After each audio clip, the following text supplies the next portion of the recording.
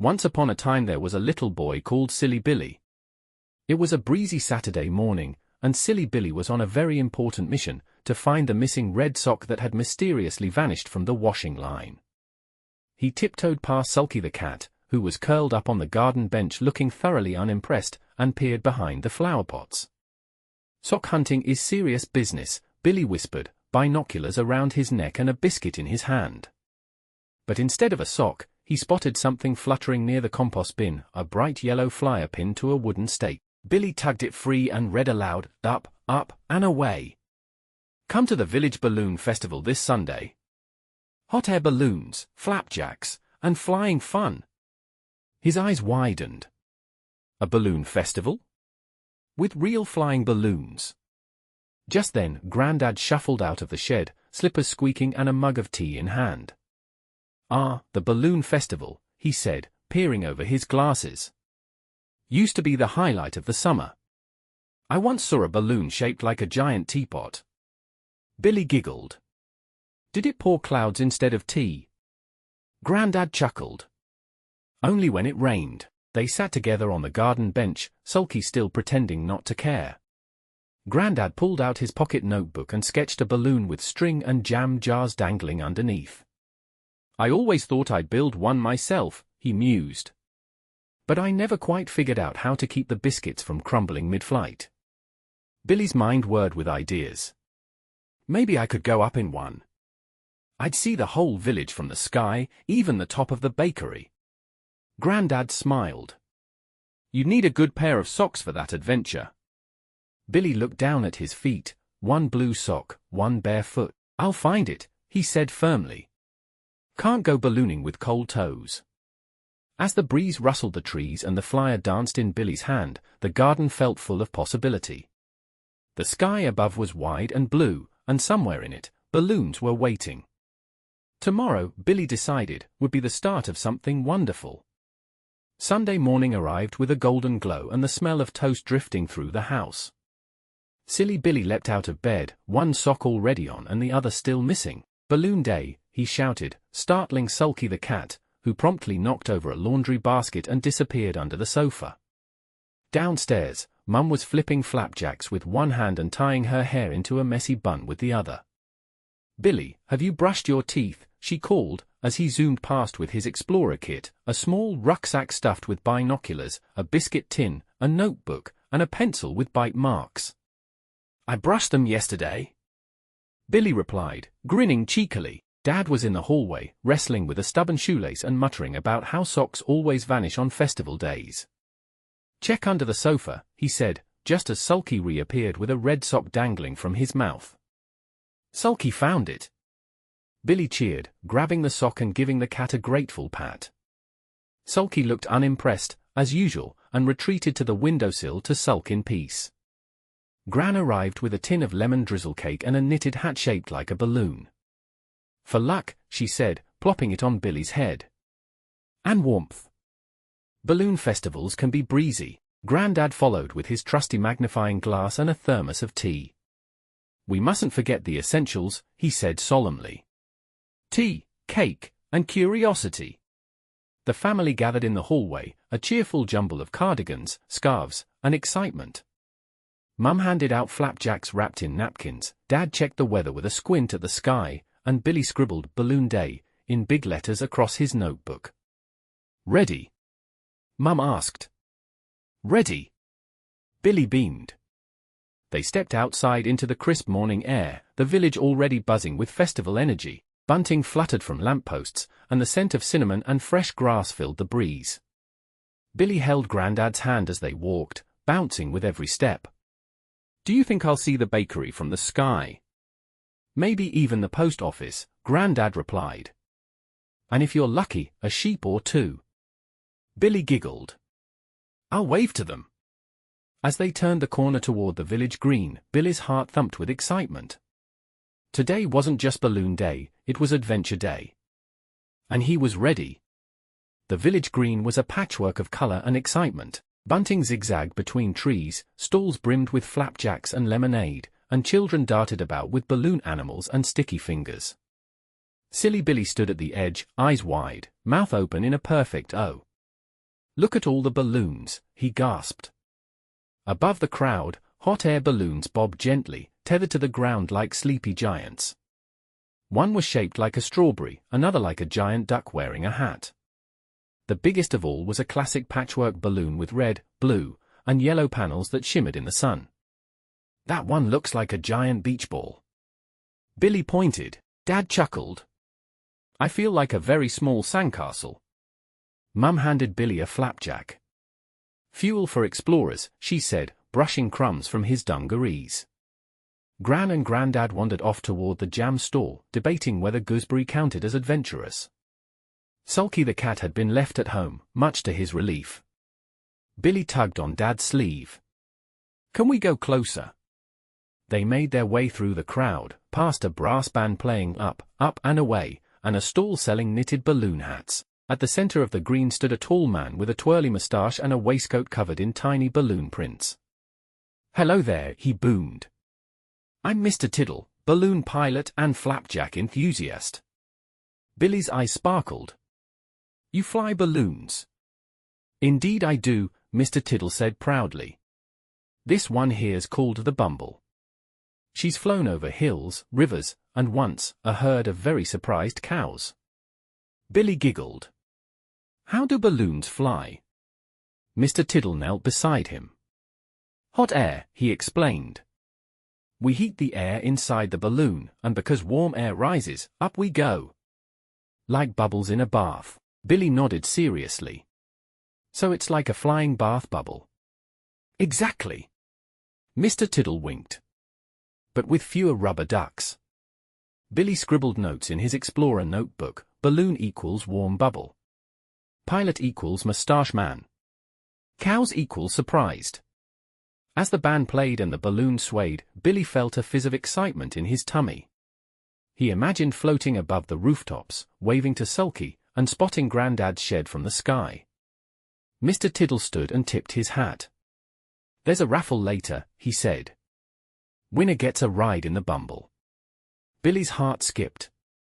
A real ride? A real adventure, Mr. Tiddle replied. Billy clutched his notebook and looked up at the sky. The clouds drifted lazily, and the balloons bobbed like dreams waiting to lift off. He didn't know it yet, but his name was already on the winning ticket. The raffle drum spun with a clatter of tickets and a cloud of confetti. Mr. Tiddle stood beside it, mustache twitching with excitement. And now, he announced, the winner of today's balloon ride in the Bumble. Silly Billy clutched his notebook tight. He hadn't expected to win. He'd scribbled his name on the ticket with a biscuit crumb smudge and handed it in with sticky fingers. But now his tummy fizzed like lemonade. Mr. Tiddle reached into the drum, pulled out a ticket, and read aloud, Silly Billy. There was a pause. Then Billy squeaked, That's me. The crowd clapped, Mum gasped, Dad blinked, and Gran let out a delighted ooh. Grandad chuckled and handed Billy his lucky magnifying glass. Every explorer needs one, he said. Billy's cheeks turned rosy pink. I'm going in a balloon. Mr. Tiddle knelt beside him. You'll be my co-pilot, he said. We'll float like a feather and wave to the world below. Mum crouched down, brushing Billy's hair back gently. Are you sure you're not too little? Billy stood tall. I'm 6.5. That's practically sky-sized. Dad gave him a wink. Just don't drop your biscuit tin. Gran adjusted his balloon hat. And remember to wave to Sulky. He'll be watching from the windowsill. Billy looked up at the Bumble. It swayed gently, its patchwork panels glowing in the sunlight. The basket looked like a cozy nest, and the ropes creaked softly in the breeze. Mr. Tiddle led Billy to the balloon, explaining how the burner worked and how they'd steer with the wind. Billy listened carefully, scribbling notes, burner equals dragon breath. Wind equals invisible steering wheel. The crowd gathered to watch. Mum held Dad's hand, Gran snapped a photo with a camera that made a clonked noise, and Grandad sipped his tea with a proud smile. Billy climbed into the basket, heart thumping. Mr. Tiddle checked the ropes, gave a thumbs up, and called out, ready for lift-off. Billy waved to his family. I'll be back before tea. Mum laughed. We'll keep it warm. As the burner roared and the balloon began to rise, Billy felt the ground slip gently away. The village shrank below, the rooftops like toy blocks, the people like tiny dots. And in that moment, Silly Billy felt very big indeed. With a gentle whoosh and a flicker of flame, the Bumble began to rise. Silly Billy gripped the edge of the basket, his eyes wide as the ground slipped quietly away beneath them. "Look," he gasped. "The people are turning into ants." Mr. Tiddle chuckled. "That's how you know you're flying properly." The village green shrank to a colourful patch, the bunting now no bigger than threads. Billy spotted Mum waving both arms, Dad shielding his eyes, and Gran holding up her camera like a periscope. Grandad gave a slow, proud wave, his tea still in hand. Billy waved back with both arms. "I can see everything." The rooftops looked like biscuit tins, the roads like ribbons, and the sheep in the nearby field like fluffy marshmallows. Even Sulky the cat was visible, a tiny black dot perched on the shed roof, tail flicking with mild disapproval. The air was cooler up high, and the breeze smelled of clouds and adventure. The balloon floated gently, swaying like a lullaby. Billy leaned over the edge, his cheeks pink with excitement. "Where are we going?" he asked. "Wherever the wind fancies," Mr. Tiddle replied. "That's the magic of ballooning. No steering wheel, no brakes, just trust and tea." Billy scribbled in his notebook, "Balloon equals floating teacup. Wind equals bossy." They passed over the bakery, where the chimney puffed out floury smoke. Billy waved to the baker, who waved back with a wooden spoon. They floated above the school, the park, and the duck pond where ducks looked up in confusion. "Do ducks ever go in balloons?" Billy asked. "Only the very brave ones," said Mr. Tiddle. Billy giggled. "I'd take one with me next time." The sun glinted off the balloon's patchwork panels, casting soft colors across the basket. Billy felt like he was inside a rainbow. He closed his eyes for a moment and listened to the creak of the ropes, the occasional puff of the burner, and the hush of the wind. It was the quietest kind of adventure.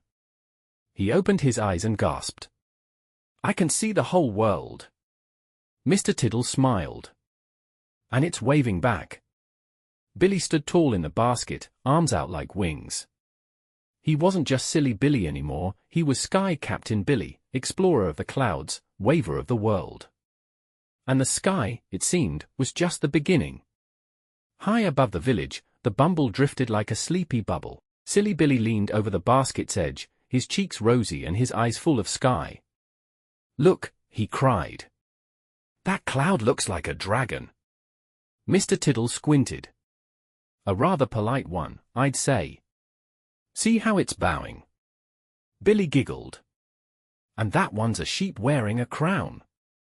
The clouds puffed and stretched, forming castles, elephants, and even a wiggly worm with spectacles. Billy pointed and named each one, scribbling in his explorer notebook, "Clouds equals shapeshifters. Sky equals storybook." The balloon floated through a patch of mist, soft and cool like breath on a window. Billy held out his hand and watched the tiny droplets dance on his fingers. "Do clouds ever fall down?" he asked. "Only when they're feeling rainy," Mr. Tiddle replied. They passed a flock of birds gliding in perfect formation. Billy waved, and one tilted its wing in reply. "I think that one's the captain," he whispered. Mr. Tiddle nodded. Sky Captain Billy meets Captain Bird. A fine meeting indeed. Suddenly, Billy spotted something shimmering in the distance. A rainbow! It arched across the sky like a bridge made of jelly beans. The balloon drifted closer, colors glowing brighter with every puff of wind. "Can we land on it?" Billy asked. "Not quite," said Mr. Tiddle. "Rainbows are shy. They vanish if you get too close." Billy stared in awe. "Then I'll wave from here." He pulled out his biscuit tin, opened it carefully, and offered one to the sky. "For the rainbow," he said solemnly. "In case it's hungry." The wind shifted gently, and the Bumble turned, following the curve of the rainbow for a while before drifting toward a patch of blue. Billy sat cross-legged in the basket, notebook open, magnifying glass in hand. He examined a feather that had floated in, then sketched a cloud shaped like a teacup. "I'm going to write a book," he declared. "About balloon explorers and sky biscuits." Mr. Tiddle smiled. "I'd read that." They floated quietly for a while, the world below soft and distant. Billy felt like he was inside a dream, one made of clouds, color, and curiosity. He looked up at the sky and whispered, "Thank you." And the sky, in its own quiet way, whispered back. The balloon drifted lower, its patchwork panels glowing in the late afternoon sun. Silly Billy leaned over the basket's edge, watching the fields below grow bigger and greener. "Are we landing?" he asked. Mr. Tiddle nodded. "Time to find a friendly patch of grass." They floated over hedgerows and sleepy cows, past a scarecrow waving one arm, and finally descended toward a wide, soft field dotted with daisies. The balloon touched down with a gentle bump, not quite a thump, not quite a bounce, just a polite hello to the earth. Billy giggled. "We landed like a feather." Mr. Tiddle smiled. The Bumble's very well-mannered. Billy climbed out of the basket, his hair tousled and his cheeks glowing. He looked around at the field, the sky, and the balloon now resting like a sleepy giant. "I flew," he whispered. "I really flew." Together, they packed up the ropes and folded the balloon's fabric like a giant picnic blanket. Billy helped roll it into a neat bundle, his hands still sticky from flapjack crumbs. In the distance, he saw his family walking toward him, Mum waving, Dad jogging, Gran carrying a thermos, and Grandad with his squeaky slippers and a proud smile. "You did it!" Mum cried, scooping Billy into a hug. "I saw the bakery, the ducks, and even Sulky." Billy beamed. Dad ruffled his hair. "Did you wave to the sheep?" "Twice," Billy said. They waved back with their ears. Gran handed him a warm flapjack. "Sky snacks for brave explorers." Grandad gave him a wink. "And your notes?" Billy opened his notebook, showing sketches of cloud dragons, rainbow bridges, and a feather labeled Captain Bird's Gift. Mr. Tiddle tipped his hat. "A fine co-pilot," he said. "You've got sky in your soul." Billy stood tall, biscuit in hand, balloon hat slightly askew.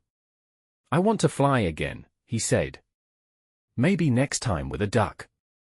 The family laughed, and Sulky, who had somehow arrived in Mum's tote bag, gave a soft meow of disapproval. As the sun dipped lower and the field glowed golden, Billy looked up at the sky. It was wide and blue and full of stories. And he had one more to tell. The house was quiet, except for the soft hum of the kettle and the occasional creak of the stairs. Silly Billy was in his pajamas, the ones with stars and clouds, and his hair still smelled faintly of sunshine and sky. He sat curled up on the sofa between Gran and Grandad, a warm blanket over his knees and a half-eaten biscuit in his hand. "Tell us everything," Gran said, adjusting her spectacles. Billy opened his explorer notebook, now smudged and full of scribbles. "We floated like a feather," he began. "And I saw a cloud shaped like a dragon, and a rainbow that almost let me land on it, and a bird that might have been a captain." Grandad chuckled. "Sounds like you flew through a story." "I did," Billy said. "And I waved to Sulky, and the ducks, and the bakery, and even the sheep." Gran leaned in. "Did they wave back?" Billy nodded solemnly. "With their ears." Mum appeared with a tray of warm milk and flapjack crumbs. "Time for bed, Sky Captain," she said, ruffling his hair. Billy yawned. "Can I sleep in the balloon?" "Only if it fits in your room," Dad said, carrying him up the stairs like a sack of potatoes. In his bedroom, the curtains fluttered gently, and the moon peeked in like a curious friend. Mum tucked him in, Gran fluffed his pillow, and Grandad placed the magnifying glass on the bedside table. "Night-night, my brave explorer," Mum whispered, kissing his forehead. "Night-night," Billy murmured. "Don't forget to wave to the sky." As the door clicked softly shut, Billy stared at the ceiling, where shadows danced like clouds. He imagined the Bumble floating just above the rooftops, waiting for its next adventure. In his dreams, he soared through cotton candy clouds, chased giggling rainbows, and shared biscuits with a very polite dragon. And somewhere far below, Sulky the cat blinked up at the stars, unimpressed but watching all the same. The sky was still out there, wide, blue, and full of stories. And Silly Billy would be ready.